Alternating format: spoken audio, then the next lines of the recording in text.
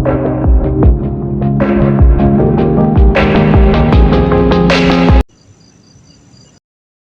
guys, Assalamualaikum warahmatullahi wabarakatuh. How are you today guys? Semoga dalam keadaan baik-baik saja ya guys ya. Nah, berikut ini saya akan menceritakan tentang kisah sejarah Raja Zulkarnain mengurung Ya'juj dan Ma'juj. Nah, langsung kita ke story-nya aja ya guys. Ini menceritakan kisah sejarah Raja Zulkarnain mengurung Ya'juj dan Ma'juj. Pada zaman dahulu, di masa kenabian Ibrahim alaihissalam, hidup seorang raja yang soleh bernama Zulkarnain, yang dikenal di kalangan masyarakat Islam sebagai salah satu raja sekaligus seorang nabi yang mengurung Ya'juj dan Ma'juj. Raja Zulkarnain tersebut sangat disukai rakyatnya, karena sang raja sangat bijaksana dan sederhana. Raja Zulkarnain juga diabadikan di dalam Al-Quran di dalam surat Al-Kahfi ayat 94 dan surat Al-Anbiya ayat 96. Di dalam literasi sejarah bahwa pasca kepemimpinan Raja Namrud yang kejam, Zulkarnain hadir sebagai pengganti yang membawa kesejahteraan bagi rakyatnya.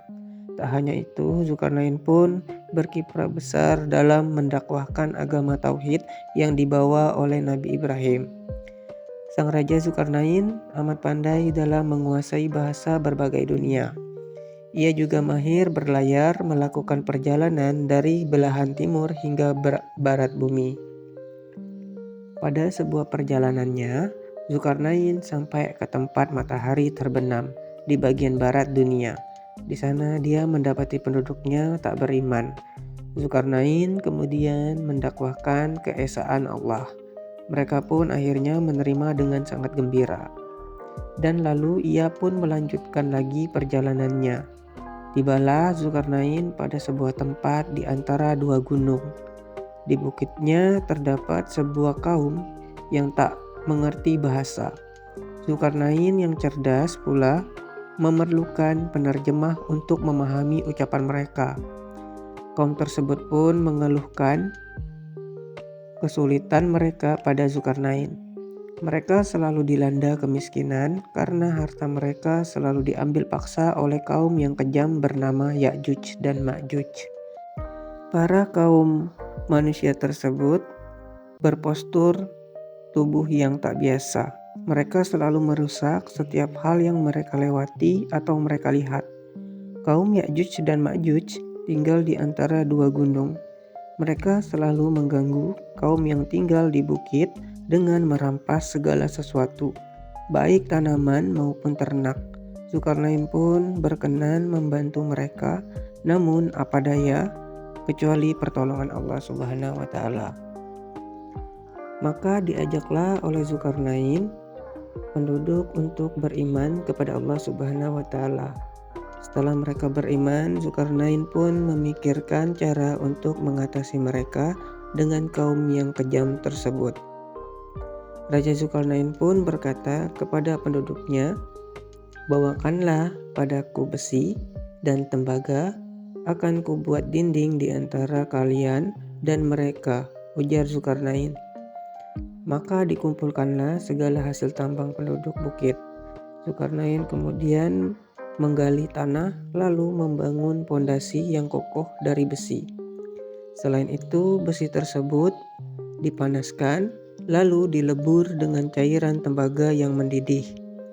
Maka jadilah dinding benteng yang amat kokoh yang mengurung Ya'juj dan Ma'juj di tempat tinggalnya.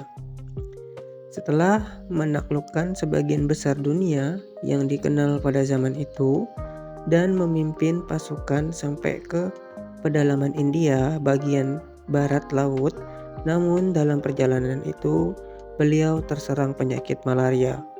Sayangnya berbagai obat dan tabib tak mampu menyembuhkan penyakit beliau.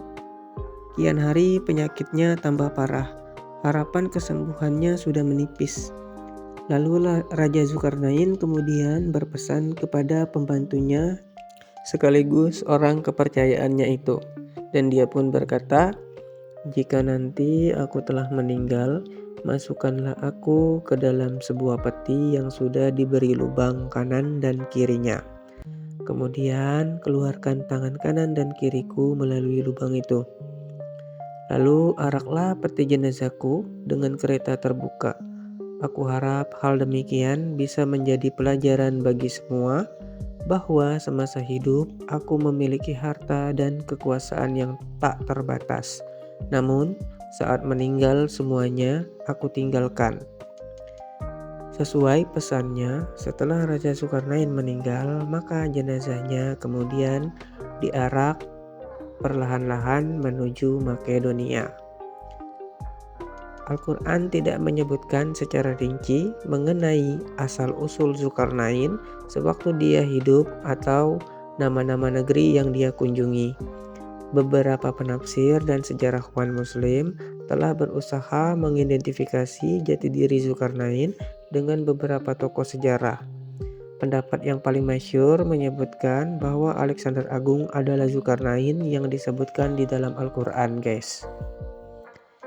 Namanya biasanya dieja sebagai Iskandar dalam literatur Muslim, dan dia sering juga disebutkan dengan Iskandar Zulkarnain. Alexander Agung juga adalah Raja Makedonia yang berkuasa pada 336 sampai 323 sebelum Masehi dan menjadi penguasa atas kawasan Balkan Selatan, Anatolia, Syam, Iran, sebagian Asia Tengah, Mesir, dan India Barat Laut. Terdapat perbedaan pendapat terkait Alexander dan julukan Zulkarnain. Sebagian penafsir menolak seperti Ibnu Katsir, Ibnu Taimiyah, dan Nasir Makarem Syirazi. Hal ini dikarenakan Zulkarnain hanya menyembah satu Tuhan, sedangkan Alexander Agung seorang politeisme, dan dengan bangga menyebutkan dirinya sebagai putra Ra dan putra Zeus. Dan di antara akademisi barat yang bernama Brannon Wheeler berpendapat bahwa dugaan kesamaan antara roman Alexander dan kisah Zulkarnain sebenarnya didasarkan pada penafsiran Al-Quran dan bukan di Al-Quran itu sendiri, guys. Banyak guys sebenarnya dari tokoh lainnya juga. Namun biar lebih singkat dan menurut tanggapan pribadi saya sendiri pun, saya hanya beranggapan dan berpegang teguh pada Al-Quran itu sendiri, guys. Walaupun tidak disebutkan sampai mana beliau memimpin, namun sudah dijelaskan kan bahwa yang membuat benteng untuk menghalangi Ya'juj dan Ma'juj adalah Zulkarnain. Dan saya hanya membahas itu saja, guys. Selebihnya hanya kuasa di atas, guys, yang tahu segalanya. Baiklah guys, selesai sudah cerita kisah Raja Zulkarnain mengurung Ya'juj dan Ma'juj ini ya guys ya. Semoga bisa bermanfaat untuk kalian. Okay everyone, thank you for watching. I hope you guys like this video. Don't forget to subscribe and like and comment, guys. Akhir kata saya ucapkan wabillahi taufiq wal hidayah. Wassalamualaikum warahmatullahi wabarakatuh. See you next time, guys, next video. Bye bye.